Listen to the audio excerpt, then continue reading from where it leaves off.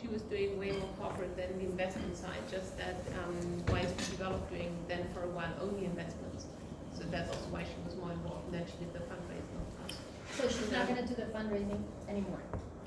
I mean, of course, she's going to participate. No, exactly. So basically fundraising, basically since last autumn, it's basically, I've kind of also assumed that, let's say, overarching responsibility, although Bastian has, of course, totally stepped up. Yeah.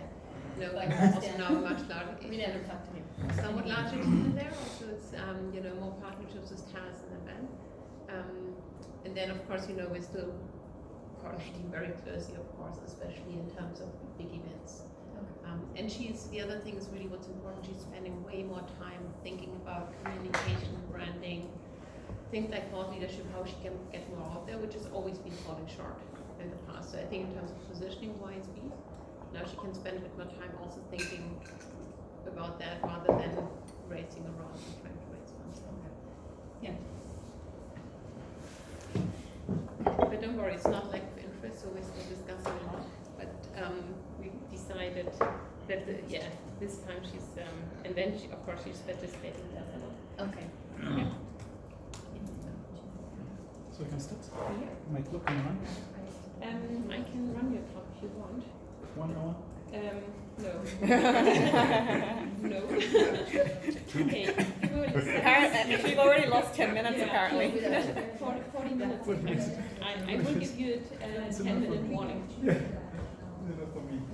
Yeah. Okay. So Uganda, here we are.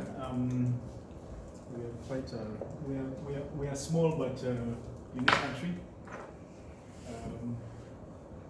If I even go into these stats, one of the things that's unique about us, we have a few things unique to us in geography. We have the biggest freshwater lake in the world, in the country. We're the source of the longest river in the world. We are one of only 3 countries with the mountain gorilla. We have the second highest mountain on the continent. And we also have lots of unique people. Beautiful lakes. Beautiful? Lakes. Yeah, so many of them. So yeah. So we have 26.8 billion GDP, $432 per capita, 4 million people.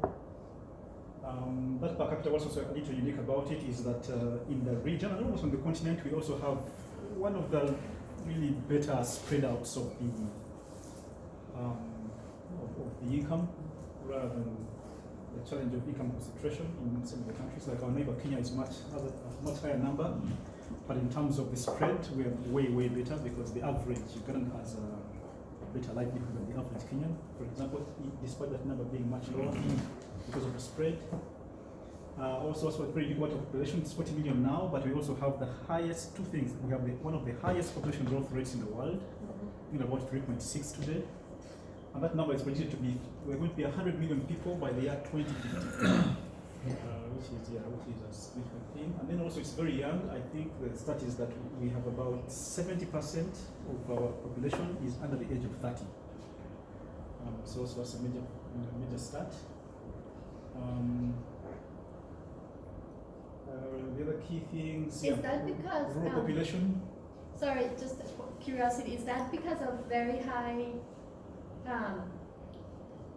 death rates, or because of increasing population? It was a mix of things. We had a very low life expectancy. It was averaging about 45 in the last 8 to 10 years. Really? It has since improved tremendously to about 62 now, thereabouts. So yes, you had a very low life expectancy and a very high, population growth rate. So that compressed it in that bracket, 30 and below, sometime. Yeah. And the reason for that, Richard? Sorry, I'm so interested always in the reason for that, is it it's violence that related? The country has the bigger thing is that the country was unstable, politically unstable for a very long time. We got independence in 1962, and we've been at war till 1986. Yeah. Okay. So there was a lot of political turmoil, and so there was the physical death caused by the wars, and then also there was the breakdown of institutions and systems, healthcare, insurance, name it, everything just collapsed for a long time. So we've been in the recovery phase over the last 25, actually 20 years. Even when the first government came into power, the first 10 years was like trying to stabilize itself. So effectively, only about the last 20 years has been having some relative stability for institutions to regrow. Yeah. I was trying to make a reference to this when we were talking about Colombia. You see 75% of the population is in the rural areas. That is largely agriculture. And then we look at the GDP contribution of that, it is very, very low, meaning that you have a huge mass of people in a sector, but actually getting very little out of it. What's the population of Kampala, Richard? Kampala has two populations. It's a population by day and by night. Yes, because of, again, by day it goes to about 5 to 6 million. By night it falls down to 1.5 million. Why? Wow. Because of people coming to work. Come to work. And that's another interesting thing. What a reminder is that what's also unique about our country is like I said, we have a good spread of income by person, but we have a bad spread of income by geography. So Kampala alone controls 70% of the country's population, of the country's economy. So for every 10 shillings in this whole economy, you have 7 of those shillings in the capital city, and only 3 are left floating elsewhere. And that's why to get a living, you must have a link to the capital, either physically or otherwise. Yes. So that's one of the things. This is one of the things where the geographical spread is very poor. These have been improving. Access to safe water going up. Electricity, this was less than 10% maybe 10 years ago. Actually, right now, this year was significant. We now, for the first time, we opened 2 new dams, power dams in the country in this particular year, and our power supply is now more than our total demand. What's lacking is connection to the grid. That's what's now the gap. Otherwise, our production now is excess production. But again, it's because of the stability of the last few years. We've also had, in recent years, we now have free secondary and primary education, which are big game changers. And so you have, now we're working on refining the quality of education rather than the access.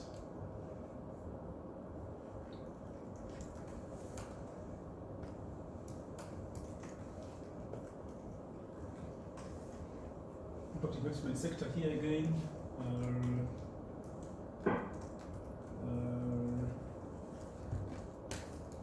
You can see the US and Canada here, 20%. It's a big thing. Sorry, Richard, what does it graphic means in the left side?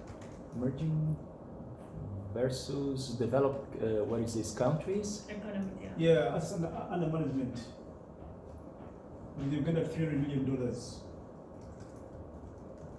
We are looking at the entire sector. This was a GINM survey in 2017. Okay. Showing the whole asset under management for impact investing in the world. Yes. Okay. But again, it's 300 million from non-DFI impact invest. So it's a relatively large market. Yeah. It's zooming in on non-DFI only. It's bigger than Bigger than Latin America. Yeah. I think there's been a major shift in terms of flows. If you look at it geographically in the past few years, Sub-Saharan Africa has now become one of the largest, not one, it is the largest recipient of impact investment funds. What surprised me is the non-counting GFI, right? Yeah. And that includes like no grants. I mean, it's just investment. Yes, so like no family grants. offices, foundations, on. So DFIs would be your USAID's, Defense, GIZs, those institutions. Go to Africa. Go to Africa. Go Africa. Yeah, but okay, so it's and it's out of those 300 because it's such a huge number. Yeah, it is. It doesn't include. I know it doesn't include DFIs, but it doesn't include grants coming from any other persons. Just one small caveat here, right? So whenever we look at numbers here, we need to be really careful because there's a lot of infrastructure investment that happens in Sub-Saharan Africa. So, for example, but that's considered impact. Yes, because these loans go at the investors who make these investments. it's not like they're expecting big returns. It's actually impact investment. So, for example, this big dam, I just brought up the Okay. dam, or for example, the railroad that's being constructed in Ethiopia. They are counting on these 300. Because it comes through impact, a lot of it actually comes through impact investors. Solar energy, another huge sector that is growing there. The solar farms that are being set up. So those infrastructure projects actually sort of skew some of the numbers. That makes sense. Okay. You just need to be really careful. Okay. Do we know the sources of the capital? Like, in particular, how much of that is China? No, so this is not China. This is just impact investors. Yeah, where the money comes from. Do we know that also? We should know. I mean, there's lots of data out there. So I don't know Yeah. what Richard has in this, but we can look that up. Not a problem. Because I'm wondering if you talk about infrastructure project, if like 150 million of that is to China building roads. Even more. No, that's what I'm saying. China building roads is not in this because China is Okay. not an impact investor. The Chinese investment comes through two different ways, but about the majority of it comes through government collaboration. Yeah. So it's a government to government collaboration that's not reflected in that data, and the second is through private sector investment, which is also not reflected here. So this is literally impact investors coming in. Okay.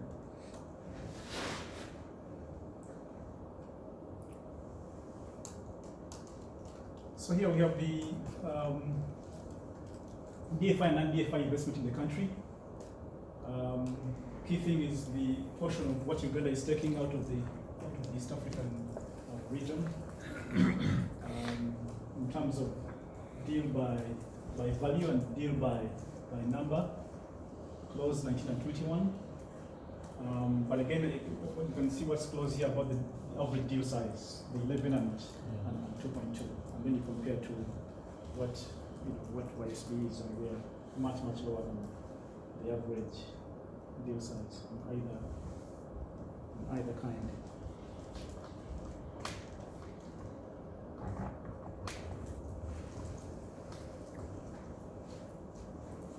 Talking about here, you can see the agricultural netting here. 55 deals on the non-DFI.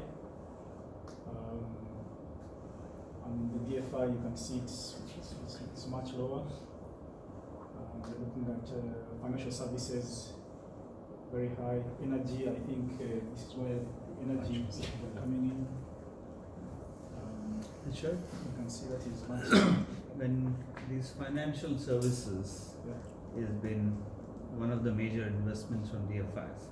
That's been there across, even if you look at non-DFI, is one of the biggest towers is actually financial services in both. Yeah. So these financial services companies or institutions in turn will make an investment, right? They're lending to somebody else. Yeah. Do we have any data about that?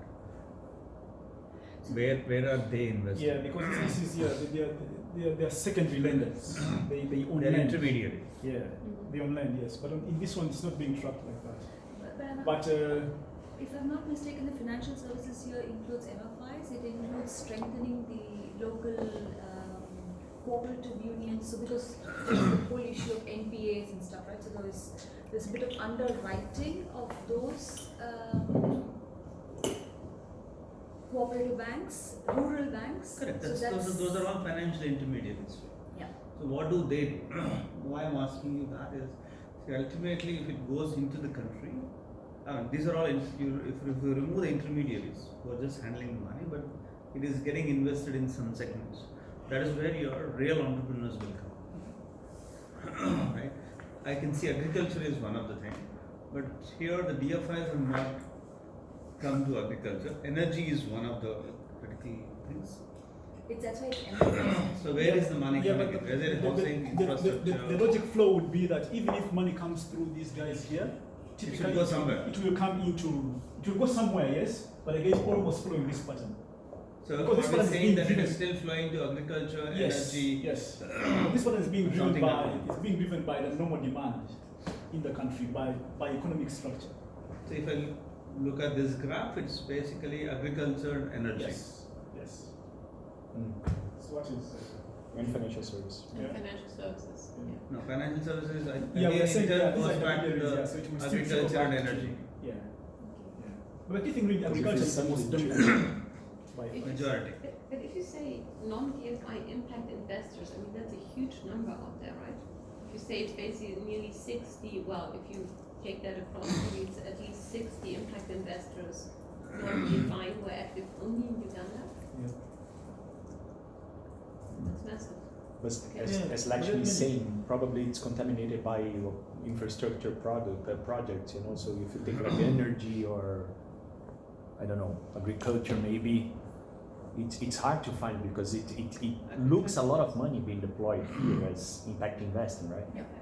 Well, it will be interesting when we break down to more who are the market players, because 60 looks like a huge number, so it would be interesting to see Yeah. who's really more in our field and place and close to our field.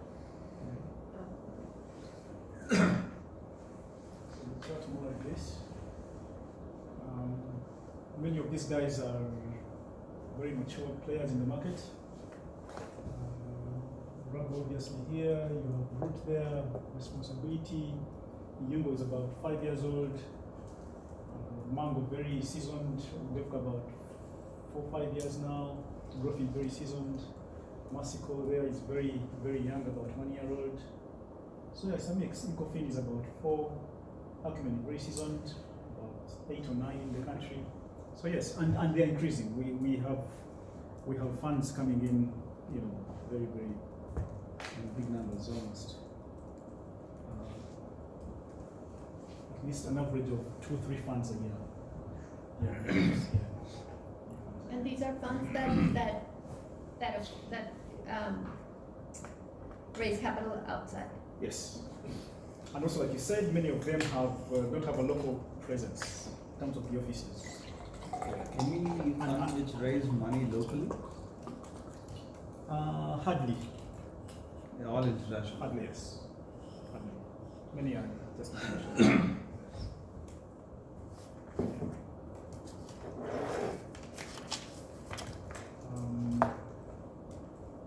And you can see here there are many, also very unique. We have several funds that do agriculture only. If you look at the Mango Fund there, Root and Local Responsibility, and else other than agriculture, which also is a focus of the country. I think they're playing towards what's feasible. And sorry to interrupt again. When we talk agriculture, are these like what type of agriculture companies? Like agrotech or just like cropping or These are mainly traditional agriculture. Actually, very, very non-tech. The average agriculture client is very non-tech, and the typical one, for example, is where you have 2 main models. You either have a farmer cooperative, which is the ideal for these funders. You have 100, 1,000, 10,000, 100,000 farmers coming together from a cooperative, and they have these smallholder units of between half an acre to 3 acres of a particular crop. They aggregate their stock and export it out of the country. Like golden bees, you would classify as agriculture, right? Yes. Yes. So that is typical. The other one is an entrepreneur who is just like a businessman and says, you know, I have smallholders that I have a link with. They train them, form them into groups, help give them, provide them infrastructure and inputs, and then buy the product from them, export it. So they need the working capital or capital expenditure financing for that product. So there's a lot of, I mean, I don't remember the last graph, but there's a lot of technical assistance and support, non-financial support that is involved in these type of investments, right? Or no? Like, because you end up investing in a cooperative or in an association, the level of business sophistication is relatively low, or no? It again, it varies. Some are sophisticated, Okay. some are not. And those that are can really be sophisticated. They can be, they can be the best in the business. Like the one we took on recently called SCPCU, must be having here in the name. They are very sophisticated. Yeah, they have a boardroom almost like this one here. Okay. Other than size, but the quality of it, they are really up there.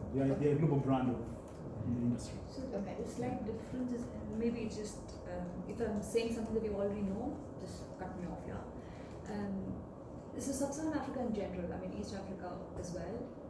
there's fundamentally in agriculture first access problem. Right? In many other countries, we are trying to solve for an affordability problem. We are trying to solve for a quality problem. But access to inputs, input adoption is, or when I say input of seeds like qualified seeds, certified seeds. Sorry, that's right. Certified seeds, access to fertilizers, access to pesticides, all of those things. The adoption rate of all these is the lowest globally. Right?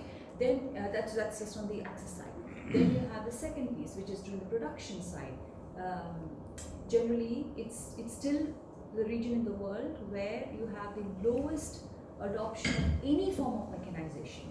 Like, if I remember my statistics right, like 85% of the farms have no machine, like absolutely no machine. They still use hose, and of that 85%, 60% is still manual. They don't even have animal labor. It differs from country to country, the numbers, but I'm just giving it to sort of whole of South Africa. So that's a second issue. The third, then when you come to the market part of it, the access to market is still very, very poor. A lot of it is connected also with the yields in these countries, because typically what happens is when a small farm grows their crops, about 70 to 80% of it is actually kept aside for their own consumption. So they only have a very small part which they have to take to the market. Then there's infrastructure challenges, getting into the market, middlemen, all of that, exactly. So the agriculture sector itself, it has to move quite significantly. So when a lot of money is going in, it's not, I think Richard is talking about the vehicles, right, co-operatives stuff, but it actually goes into strengthening the input value chain. It goes into strengthening the production in terms of extension services. Then it goes into the access to market, processing, because even today, there's far more that leaves the continent as raw material unprocessed and then comes back, which is just more expensive. But I mean, the economy is just in such a negative spiral. So you have to start building those agro processing so that some of the value stays and is captured within the country. So those are the areas typically in agriculture where the gap grows. So the next slide, I have a slide comparing three different types of investors. The key thing I wanted to show was the level of investment. These are investment numbers in the country. I think we saw number 300 million, and it kind of appeared too big. But these are kind of numbers that are being deployed. You look at people putting in big tickets. These guys here have a maximum amount of $5 million in one single client, one single deal. You have PCP doing up to 2.5, and you have these guys doing up to 1.5. So between the three guys alone, you're looking at close to over 170 million. That's three investors in the same country.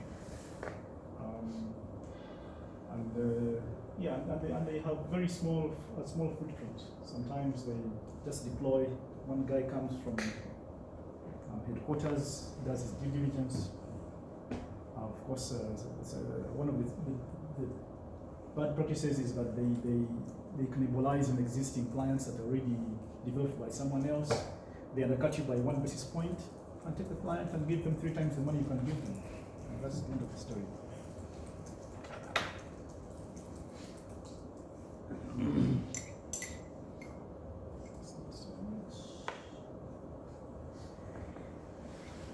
I want to talk about the current trends.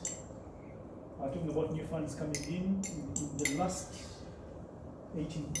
12 to 14 months, we had 3 funds coming in.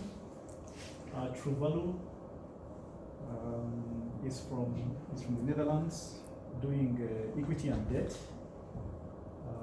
Has only 1 deal in the country so far, and they're about 6 to 8 months old. Mexico there is pretty new. I don't think they have a single deal yet in the country, but they're just opening up shop. It's from the US. And the yield fund is an EU fund that was set up recently as well to focus on agricultural lending. It's also under 12 months old. So They are all equity funds, or? no, the first is equity and debt. Mexico is debt. Yield fund is equity and debt. Yeah, so it's a mix. I'm talking about equity, by the way. One of the things also that's increasingly evident now in the country is that the cultural appetite for equity is pretty low. And actually, we have instances where some equity funds that came in earlier have closed shop and gone back. So no one is not really quite interested in equity by cultural practice. Then we have an interesting dynamic here about safe bets beginning to enjoy much lower rates, which is where part of the debate of our financial model when we're talking about adjusting rate and placing and increasing the deal size. Sometimes those are usually inverse. The more you're comfortable about placing $1 million in one client, that client is so powerful that you can negotiate your rate down so the two don't go in the same direction. And that's already evident in some of the clients that we are also trying to deal with. Also, the provision of TA is also becoming increasingly common. Most funds are beginning to have that as part of their working arrangement, both for mitigating default risk and also to be more competitive in the market compared to those who are doing it as well. Again, this is what I was talking about earlier, the provision of equity investment because of lack of sufficient uptake. That's very cultural.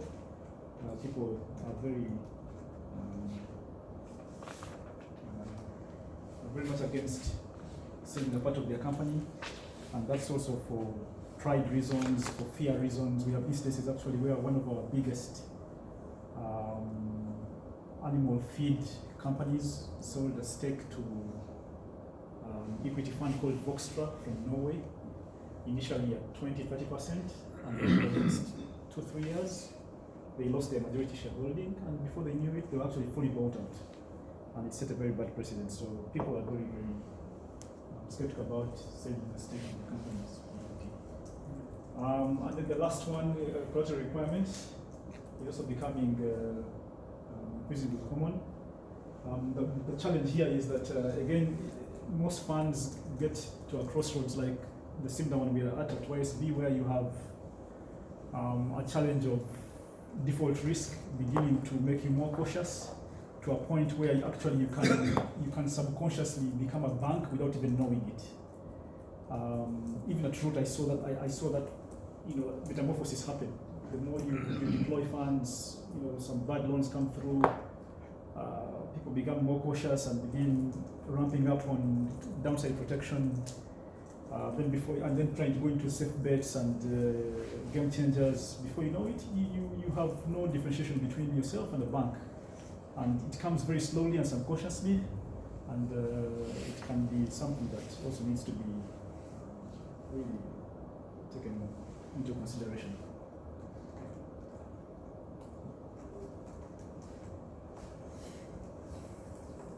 Efficiency ratios here, we have one about loans per year per employee.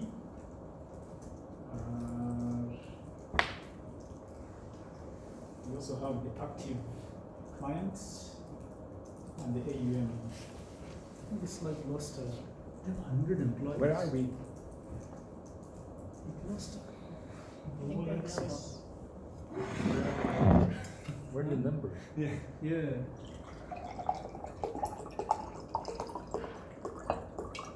What's the issue? The y-axis. Y-axis. To tell you what this is really. You can see it there. But it would make sense. No, I I don't see mean, if you it. look at it, it should probably just be simple numbers, at least the first 2 months.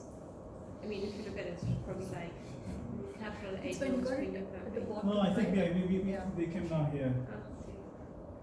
There's so many people. Yeah. But this is now. Capital This has is to be global. worldwide though, right? That's not in base. They are more in the philanthropic side, right? This is global, not Yeah, national. capital, for example, is global Yeah, and it's this is just global. active, so internationally. Okay, it's not at the local level. Okay. No. So if we add global level in YSB also, we will be so many people.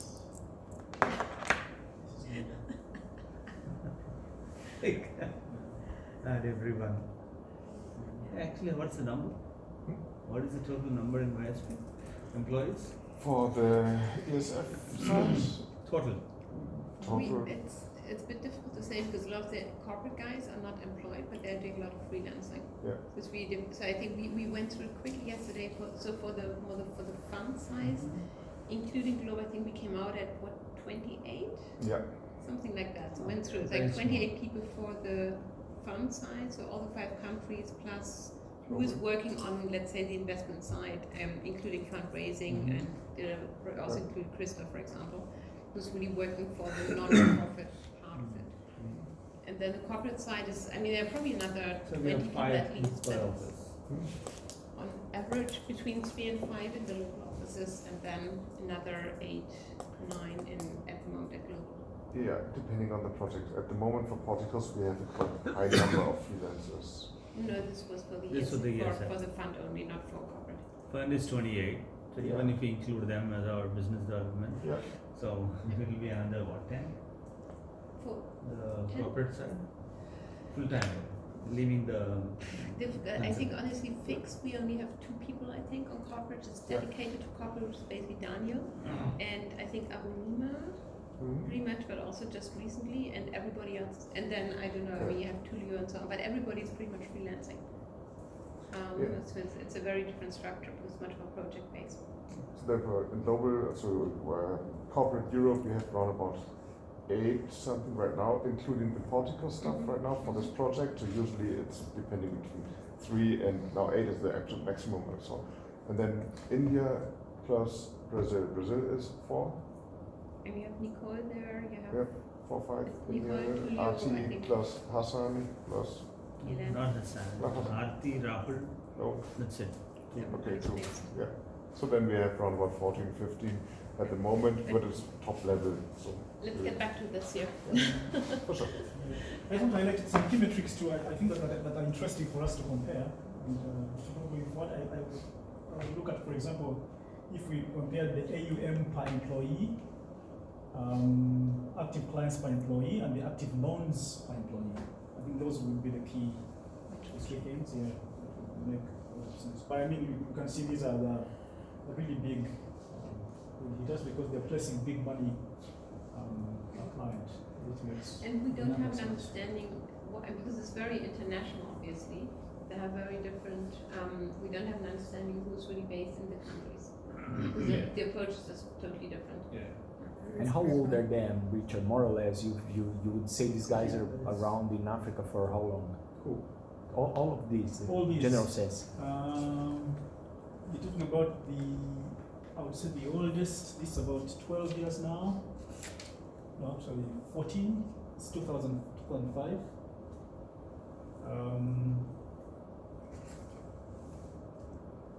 14 to 9. 14 to 9. So Yeah, you would say that's around 10 9 to 12 years. Yes. Okay. The average is right in the middle, about 12 years. So they are more mature portfolio, Yes. more mature. Yes. Okay.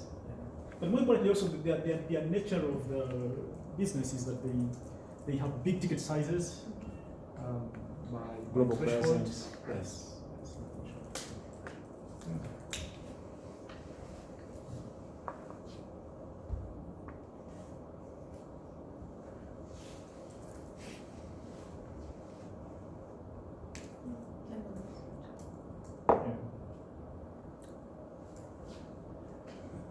So this is the proverbial missing middle thing. Like we said, the guys that would ideally need our money. And I think in our speak, those are kind of the dreamers we're talking about. They are not attractive to the banks, and also their need is too big for microfinance. So they sit in that hand like middle place. And in terms of what's going on now in the sector in that regard is that you have so many startups coming onto the scene, enabled by a mushrooming number of innovation hubs and incubations. You also have a number of early growth stage businesses unable to access insufficient capital due to a lack of collateral and other lender requirements like audited statements.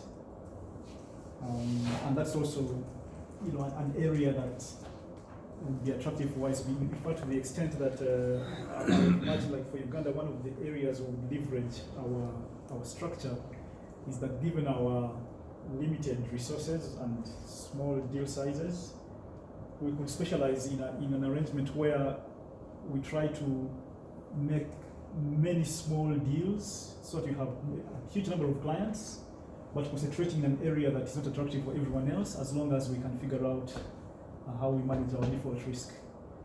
Because rather than placing 500,000 in one, solid good zone, you could have that placed into five clients at 100,000 each, and that would be a better metric to position with investors rather than saying I have my money in one pot that's relatively safe.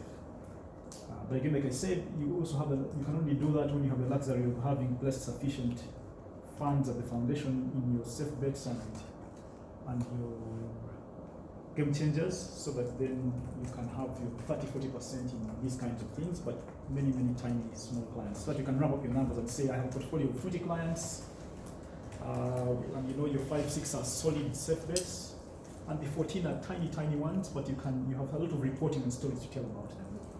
And you can always say that I've moved them from a point where they were unattractive, and now they are now attractive to everyone else, and I handed them over to a point where someone else could come, whether commercial capital or any investment stuff. So this slide here is talking about capital needed to finance working capital, and reinvestment is missing. And commercial banks here, the biggest source working capital, again, because it is relatively least risky. It has short-term for the facilities. It has very high interest rates because you're talking about 4 to 6 months maximum at a rate of 18, 20, 25% per year. Per year, yes. So, like the Goodson facility, for example, they had for 500 million is a typical kind of thing for that. And so they are able to rotate the money very, very quickly at a very high return, rather than placing it for 5-7 years and visibility is very poor. Countries like ours would be good. What's the basic interest rate there? For commercial banks now, right now it's about 18%. 8. And 18, 1/8. 1/18. Yes. And that's one of the best. That's paid by the recent government. times. If you buy a government bond, that's what the government paid. No, the government bonds, unfortunately, and funny enough, are lower than that. It's about 11-12%. Treasury bills and bonds. For humanity. So that's the basic interest rate. Yes. So,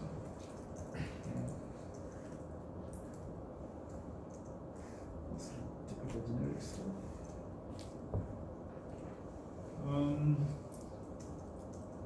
This slide is talking about what do the social businesses need beyond capital. And this ties into my earlier contribution yesterday about the argument about if you were to address poverty, what is the real issue? Poverty is not just about money, it is that the money already exists in any community, in any economy, but whoever is poor, it simply means that he has no means to actually access that money. If I'm giving another analogy, it's like a guy who is living in a place where he's supposed to survive by hunting, and he's going hungry. He's going hungry in a hunting environment, and so he has no tools, to do the hunting and feed himself. So rather than say that okay, the challenge is that he's hungry and therefore give him some meat, it's actually they have the tools to actually hunt for himself sustainably. So beyond capital, the real thing is giving them the technical assistance that helps them, search for that capital, and even when they get it, how do they sustain it, so that they can multiply it and grow it for the future. So yes, appropriate loan structuring, for example, is a key thing. That's talking about making sure that the loan is given in terms that are appropriate for their cash flow patterns. Tier to set up and strengthen the accounting systems, policies and procedures. Loans provided and costed in local currency to shield them against forex risk. It's a key challenge. How are we doing that, Richard? Our loans? US dollars or? We're doing US dollars. In dollars? Yes. Still doing dollars. It only works for our clients that are exporters because they earn their revenues in Natural hedge. Yeah, but the guys are doing local currency. It remains a challenge. Yeah. It's also a question about the interest rates, obviously. We're starting to discuss it now in Kenya to discuss should we do local currency loans in US dollars because the partners are pushing towards local currency. But if you look at the